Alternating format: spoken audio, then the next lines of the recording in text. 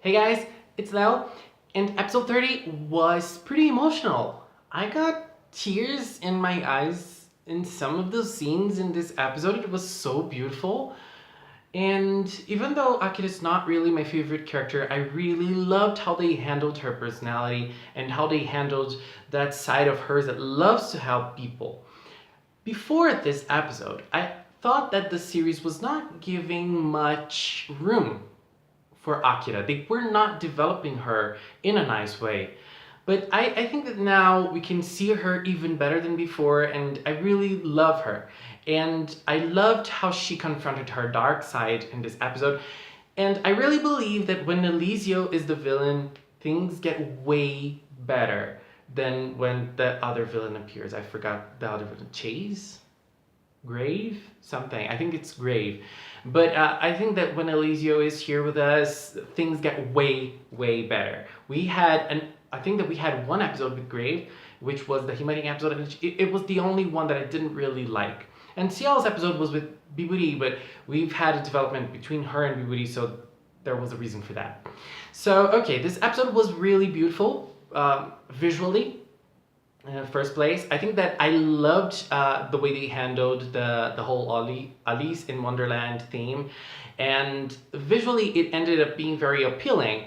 Even though I think that the animation in this episode, the drawings in this episode they were not that good. I mean, last episode was way prettier than this one, and it was not as beautiful as it could have been. But even though it was not beautiful, like the drawings were not perfect, the episode itself was beautiful. It was very colorful. The costumes added up something special to the episode. And how can we not love the way the episode dressed the girls in Ali's characters? I loved it so much. And obviously Akira was going to be the prince. I don't even remember if there's actually a prince in Alice in Wonderland. I don't think there's one. Is there? I don't think so. But all the other characters, they were so nice. I loved that Gelato Aoi ended up being a real lion, and Himarin being Humpty Dumpty was the best for me. She was so cute. She looked so cute, and she was so troubled by being dressed as an egg that it ended up being very funny. And obviously Yukari as the Queen of Hearts.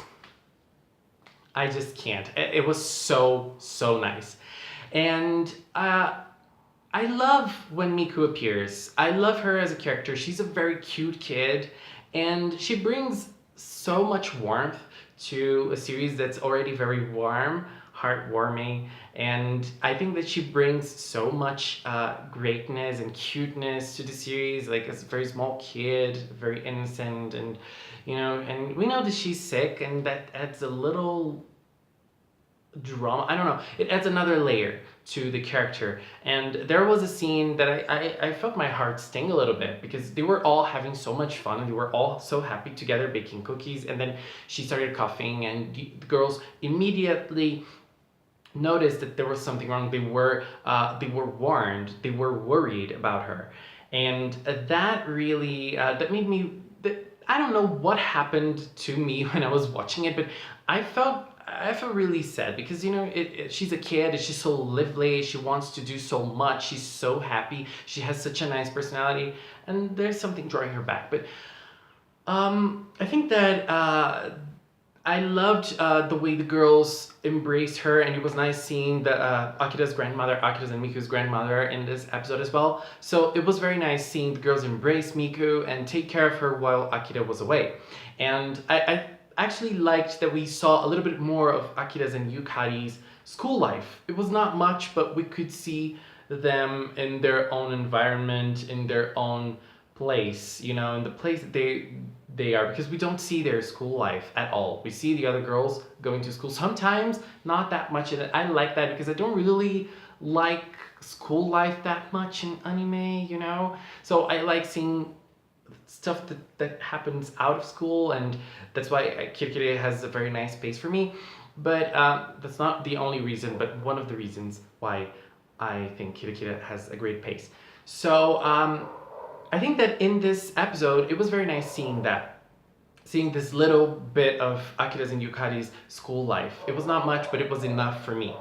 And I think that Akira's role in this episode was strange because it kind of took her away from the spotlight, because the spotlight was shared between her, Miku, and the other girls. Because when we had the other episodes, the girls were very centered in their own episodes. They took the center role and they were really the protagonists. With Akira, it didn't really happen like that. She had to share her role.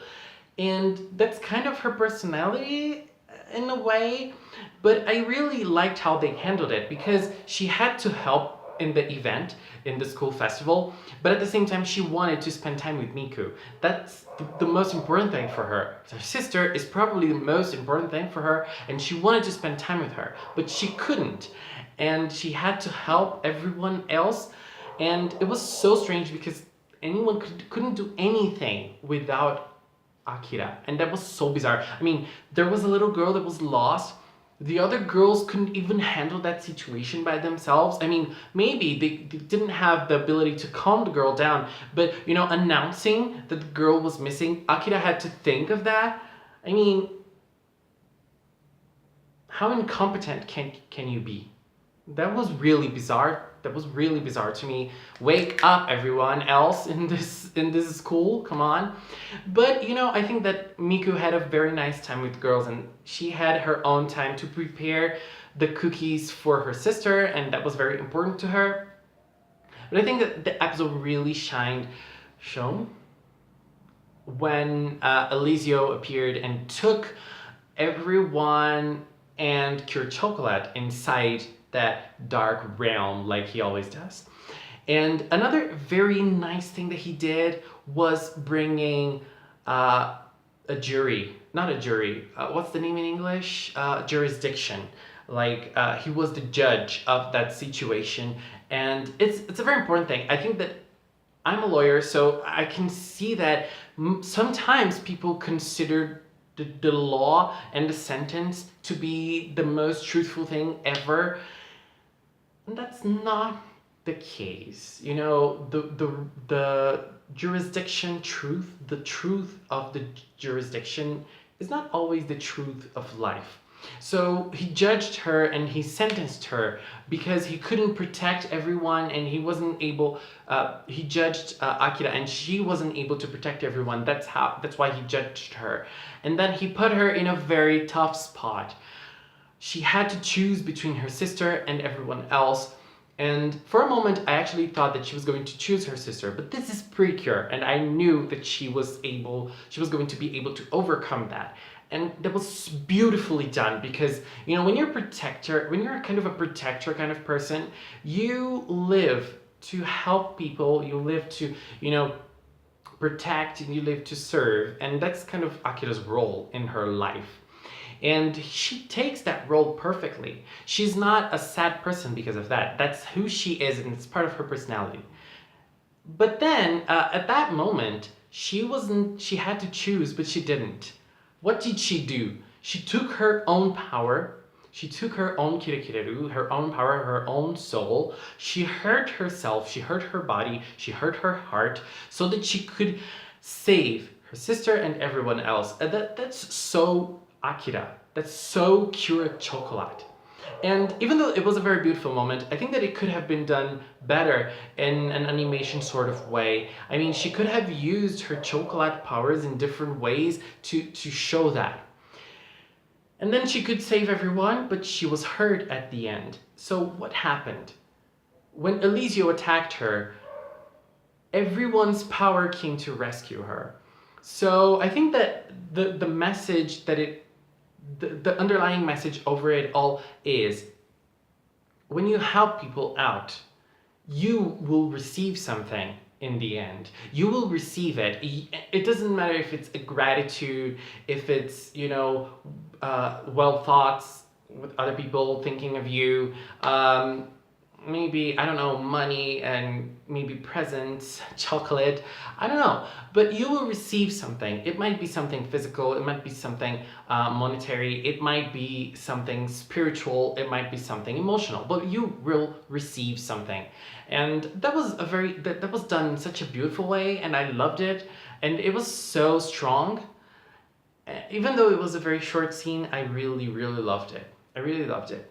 And then the other girls came and they helped Akira, but I thought that the fight was gonna last longer because usually in those episodes, the fights are being kind of nice, and in this episode it was so fast and they were able to defeat the monster so easily. And there was a very nice thing, it wasn't shown clearly, but when the girls were attacking the monster, they were in a line and they were very apart from each other.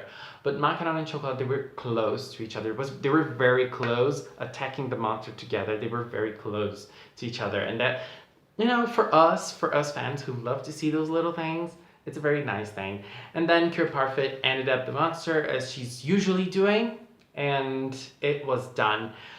Oh, another thing that I found very interesting in that scene was when the girls saw Eliseo, and then Macaron looked at him and said, "Oh, it's very interesting to see you again." So I don't know, but I think there is going to be kind of a rivalry between Macaron and Eliseo there, and I hope that this goes and it develops a little more, because usually when the magical girls see the villain, they just scream his name or her name, and like they were shocked to see the villain. But that just didn't happen like that with Chocolat, and she was able to show a different emotion. And that's a very nice thing about I said Chocolat, Macaron. I was talking about Macaron. That's a very nice thing about Macaron as well. She's a very different character in overall Precure, in the overall Precure world. She always reacts differently. Just like we had with Cure Twinkle. Do you guys remember how Cure Twinkle always reacted differently from other characters in general? And when it came to fights, when it came to confrontations, and I think that Yukari follows a different pattern because they're different characters and they react differently, but you know, analyzing their different reactors to the overall, to the usual way the Cures react to villains and to fights in general. And the scene that actually made me tear-eyed was the ending scene, which was a very, very nice moment. Akira was handling cookies to everyone, and then the girls said, "Oh, so we have to do our cookies as well." So they ran away. And then Yukari was the only one left, and she just gave her little push to Miku, and that was a very nice moment because I think that Yukari and Miku, they need to have some sort of development because Yukari and Akira are very close. So Yukari is probably going to be very close to Miku, and she's probably going to hold Miku very dear to her heart as well. So I think that this interaction between them is very important. So I really loved seeing that, even though it was a very short scene. But the most beautiful thing was the last minute when Miku and Akira exchanged cookies.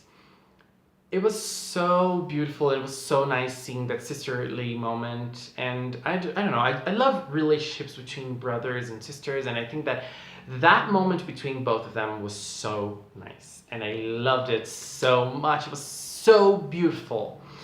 So that's all I wanted to say about this amazing episode. It was a very good episode, and next week we're gonna have Ichika's mom back, and Ichika is going to react in a very strange way, and that's a very normal thing to do when you don't see someone for a long time. And I'm very excited for the next episode, and this episode was Alice in Wonderland themed. So some people are theorizing that this might be next year's Precure theme, or sub-theme, or visual theme, we don't know. But it would be a very nice thing, wouldn't it? I would like to see something like that in Precure, because this episode was so beautiful, and I don't know, I would love to see that.